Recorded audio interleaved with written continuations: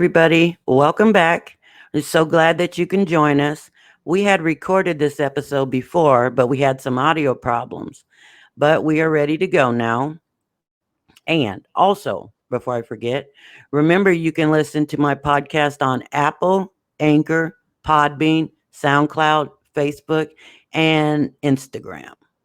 Okay, now that I got that out of the way, now let's get on with this episode. We have our co-host Carol here with us. She's going to be talking about this topic. So here we go. The second circle of hell. Hey y'all, it's Carol here. We're going to do this. We're going to have some fun with it, or at least information.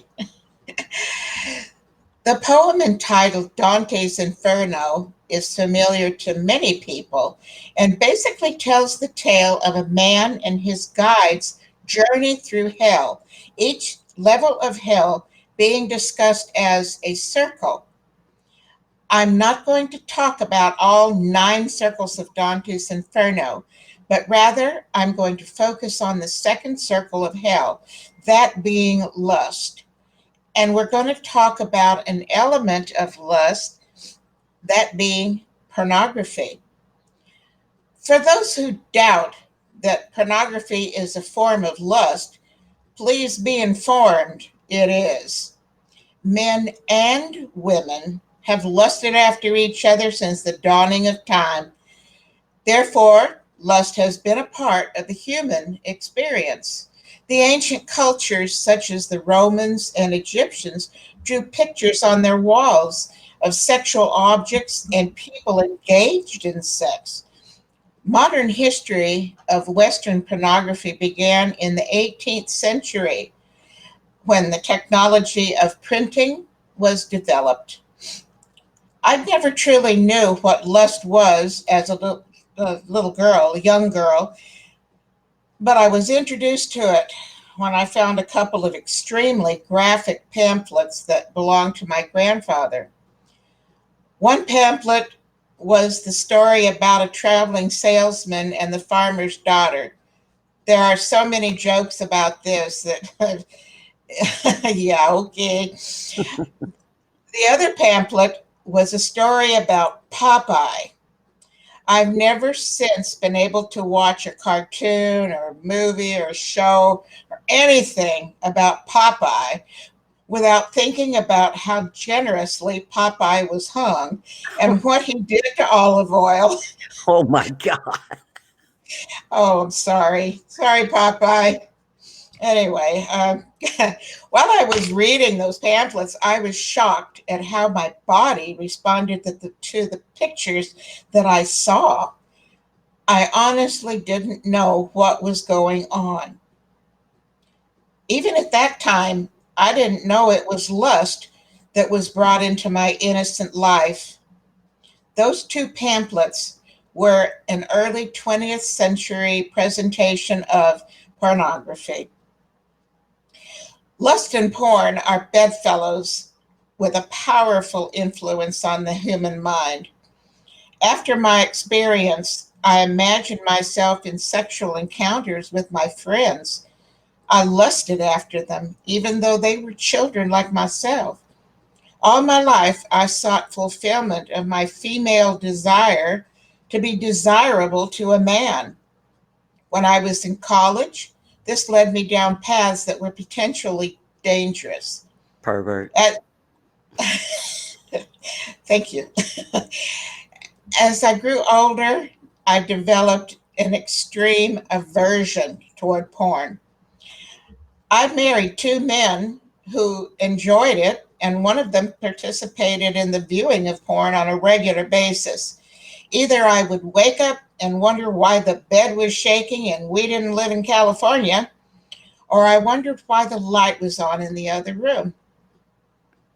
The first time I discovered that my spouse had a thing for porn, I woke up to the light in the other room. I got out of bed and walked to the other room to see what was going on. There he sat, jacking off to a movie that had the most perverted expression of sex that I ever witnessed. Nothing about love, just raw sex. You. He jumped up and was embarrassed, changed the screen on the PC, and stared at me sheepishly. I was totally disgusted and couldn't go to sleep for the rest of the night.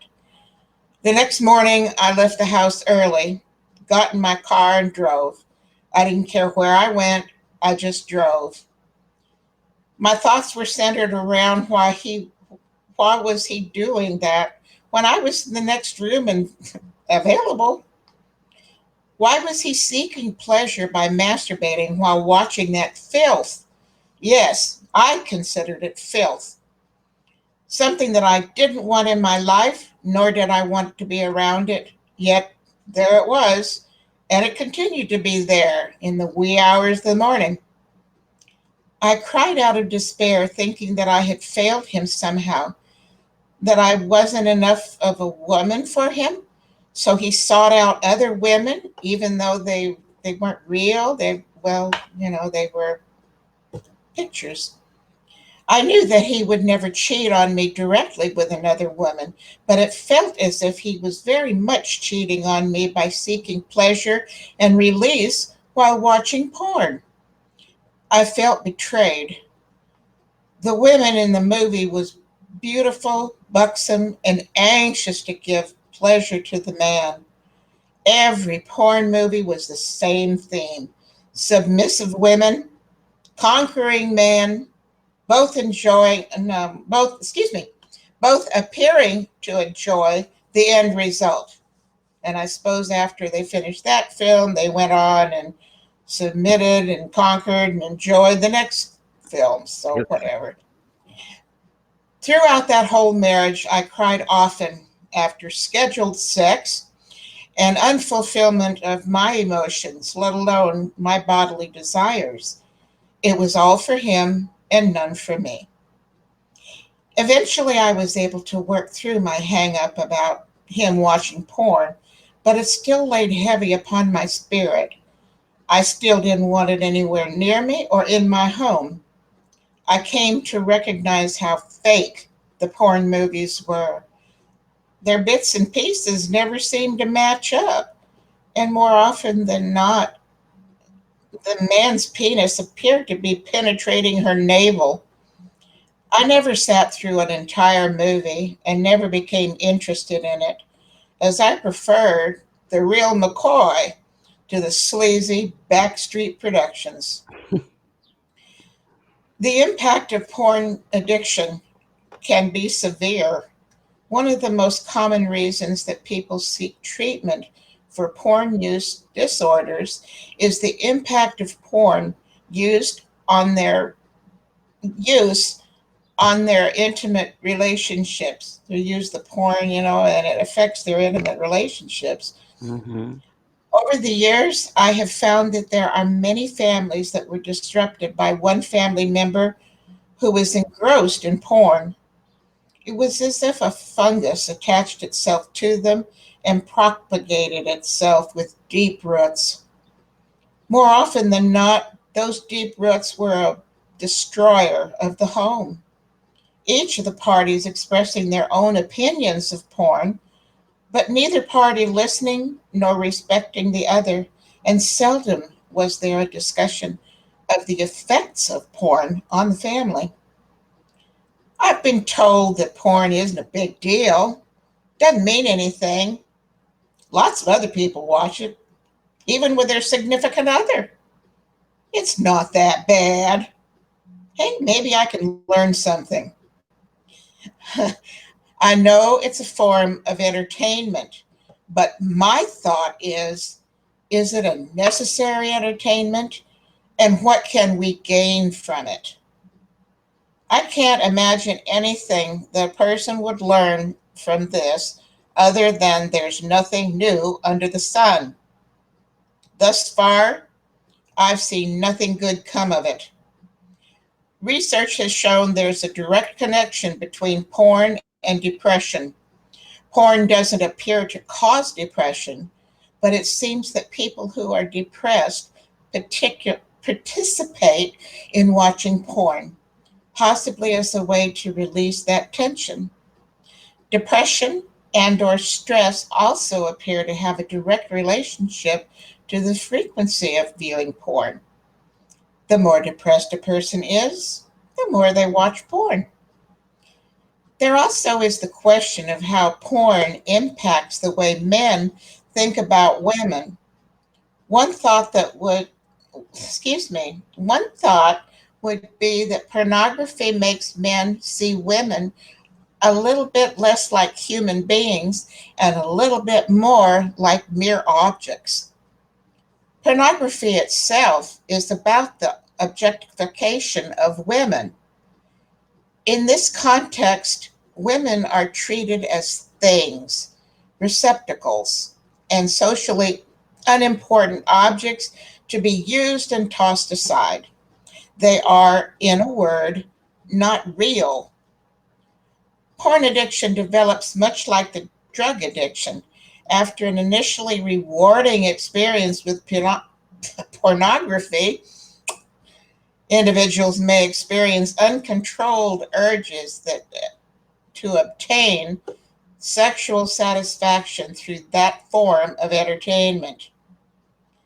That connection between porn and sexual gratification can become so strong that the urges become more frequent and more powerful, and can become strong enough that simply sitting down at a computer elicits a sexual response. I can't even imagine that. Mm. Frequent porn use can lower relationship quality in many different ways. For example, it can make it more difficult for men to experience arousal in response to sexual stimuli other than porn.